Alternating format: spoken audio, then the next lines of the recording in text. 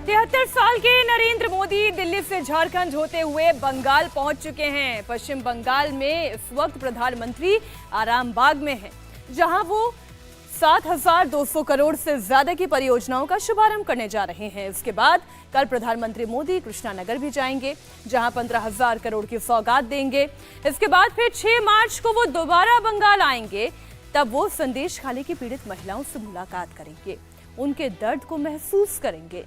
बंगाल पहुंचने से पहले प्रधानमंत्री मोदी झारखंड के धनबाद में थे, जहां से उन्होंने परिवारवाद पर निशाना साधा।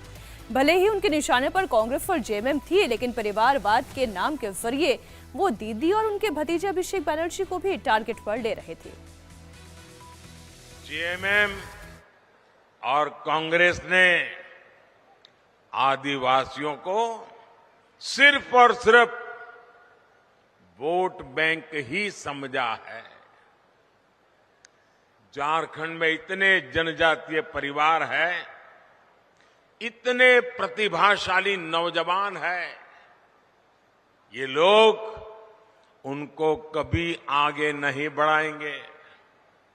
ये इसलिए नहीं कर पाते क्योंकि परिवारवादी अपने ही परिवार की सोचते हैं, जबकि मोदी जो भी कर रहा है वो आपके भविष्य के लिए कर रहा है, आपके बच्चों के भविष्य के लिए कर रहा है। आप मुझे बताइए, ये जेएमएम को चलाने वाले जो लोग हैं, एक ही परिवार के है कि नहीं है? एक ही परिवार के है कि नहीं है? वो अपने बच्चों का भला करेंगे कि आपके बच्चों का भला करेंगे? उनको अपने बच्चों की चिंता है कि आपके बच्चों की चिंता है? ये मोदी है। आप ही मेरे परिवारजन हैं, आपके बच्चों का भविष्य ये हमारी गारंटी है। प्रधानमंत्री मोदी नैरेटिव भी सेट करते हैं और चुनाव लड़ने की स्ट्रैटेजी भी खुद बनाते हैं और दूसरों को सिखाते भी हैं, और तभी विरोधी जो है पस्त भी होते हैं। लेकिन इस बार उनकी स्ट्रैटेजी बंगाल में कैसी है? चुनावी शंखनाद के लिए उन्होंने आराम बाग को ही क्यों चुना? इसके पीछे भी रणनीति है। वो रणनीति अब मैं आपको बताऊंगी। दरअसल ये वो सीट है जहां प्रधानमंत्री मोदी लहर के बावजूद बीजेपी ये सीट जीतते जीतते रह गई।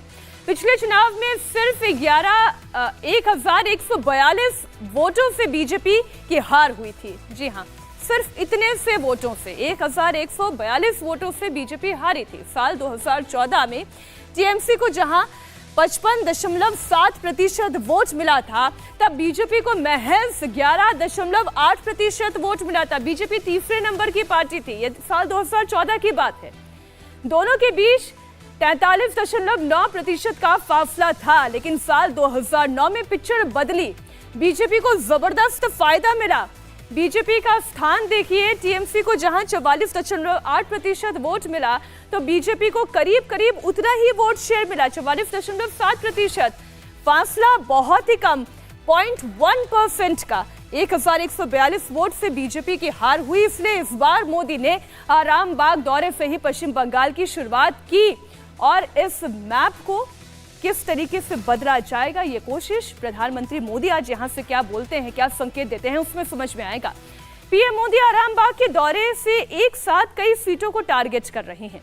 प्रधानमंत्री की रैली का असर आराम बाग के आसपास के 8 लोकसभा सीटों पर भी पड़ने वाला है। इन 8 सीटों की हम बात करें तो अभी बीजेपी के पास इनमें से 3 सीटें हैं, जबकि टीएमसी के 5 सांसद हैं। 2019 के चुनाव में हुगली, झारग्राम और विष्णुपुर, ये वो 3 सीटें हैं जहां पर बीजेपी ने जीत दर्ज की। वहीं टीएमसी की बात करें तो घाटल, बर्धमान पूर्व, आराम बाग, श्रीरामपुर और उलूबेरिया, ये वो सीटें हैं जहां पर टीएमसी की जीत हुई थी। अब पिक्चर अगर आराम बाग की आपके सामने रखें तो इसका खास फैक्टर बड़ा इंटरेस्टिंग है। प्रधानमंत्री मोदी आज जहां पर रैली कर रहे हैं, वो लोकसभा की अनुसूचित जाति के लिए आरक्षित एक सुरक्षित सीट है।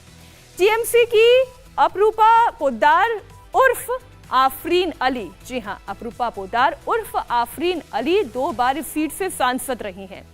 हिंदू यहां पर मेजॉरिटी में हैं, यानी कि 82.5% हैं। यानी कि मेजॉरिटी में हिंदू हैं। फिर भी यहाँ से अपरूपा पोद्दार जीत जाती हैं क्योंकि उनका नाम आफरीन अली हो गया है। मुसलमानों की संख्या की बात करें 16.6% यहाँ पर मुसलमानों की संख्या है। अगर टीएमसी अपरूपा पोद्दार उर्फ आफरीन अली को फिर से टिकट देती है तो इस बार वो हैट्रिक लगाने के लिए मैदान में उतरेंगी। लेकिन अपरूपा उर्फ आफरीन का कनेक्शन क्या है वो आप जरा जान लीजिए। हिंदू परिवार में जन्मी अपरूपा ने मुस्लिम से शादी की और फिर वो अपरूपा से आफरीन अली बन गई। लेकिन अपरूपा सुरक्षित सीट से चुनाव लड़ती हैं, यानी कि अभी भी वो शादी से पहले जिस कास्ट को बिलोंग करती हैं उसी को एक्सरसाइज करती हैं।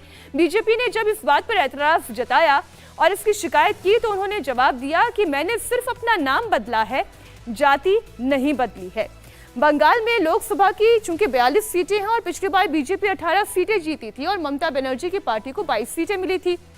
लेकिन इस बार बंगाल में मोदी ने टारगेट सेट किया है और अगर मोदी को 400 के पार जाना है तो यहां पर स्ट्राइक रेट बढ़ाना होगा। बंगाल में इस वक्त महिला सुरक्षा का मुद्दा सबसे हावी है। प्रधानमंत्री की सभा में उमड़ी महिलाओं ने संदेश खाली के मुद्दे पर ममता सरकार पर सवालों की बौछार कर दी। महिलाओं में कितनी नाराजगी है वो आप सुने। प्रधानमंत्री नरेंद्र मोदी पश्चिम बंगाल के दौरे पर हैं। तमाम महिलाएं प्रधानमंत्री नरेंद्र मोदी को सुनना चाहती हैं। कुछ महिलाएं हमारे साथ मौजूद हैं, उनसे हम बात करते हैं। दीदी, क्या इस बार का एजेंडा क्या है? क्या लग रहा है आप प्रधानमंत्री से क्या सुनना चाहती हैं और क्या संदेश खाली का मुद्दा इस बार लोकसभा चुनाव में बहुत इंपॉर्टेंट आपको लगता है? हाँ, संदेश खाली का जो हुआ है अभी तो वो तो इफेक्ट पड़ेगा। अब तो आप लोग तो मीडिया में देख रही है जे कैसे मिठाई बांट रहे हैं, कैसे होली खेल रहे हैं, तो कुछ तो इफेक्ट पड़ेगा लोकसभा में। क्या महिलाओं पर बहुत ज्यादा अत्याचार हो रहा है?